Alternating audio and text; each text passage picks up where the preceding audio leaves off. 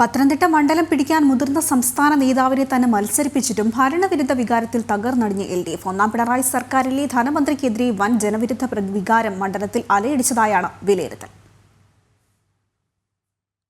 7-ൽ ഒരു നിയമസഭാ മണ്ഡലത്തിൽ പോലും ഇത്തവണ LDFന് മുന്നിട്ട് നിൽക്കാൻ കഴിഞ്ഞില്ല.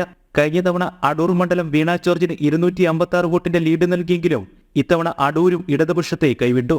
കഴിഞ്ഞ തവണ വീണ ജോർജ് 3,36,684 വോട്ട് നേടിയപ്പോൾ ഐസക്കിന്റെ സമ്പാദ്യം വെറും 3,01,146 വോട്ട് മാത്രം. ഭരണവിരുദ്ധ വികാരം നിലനിൽക്കെ സംസ്ഥാനത്തെ സാമ്പത്തിക പ്രതിസന്ധിക്ക് കാരണക്കാരനായ മുൻ ധനമന്ത്രി എന്ന ജനങ്ങൾക്കിടയിലെ വിലയിരുത്തലും തോമസ് ഐസക്കിന് തിരിച്ചടിയായി. ഈ വിഷയത്തിൽ ഓരോ പ്രചാരണ വേദിയിലും തോമസ് ഐസക്കിന് ഉത്തരം പറയേണ്ടിയും വന്നു. തോൽവി അപ്രതീക്ഷിതമെന്നായിരുന്നു തോമസ് ഐസക്കിന്റെ പ്രതികരണം.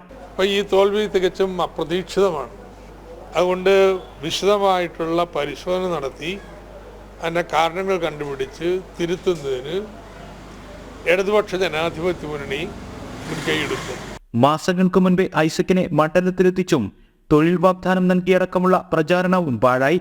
പാർട്ടി വോട്ടുകളിൽ വൻ ചോർച്ച ഉണ്ടായതും നിഷേധ വോട്ടുകളും CPM ജില്ലാ നേതൃത്വത്തിനും തലവേദനയുണ്ടാക്കും.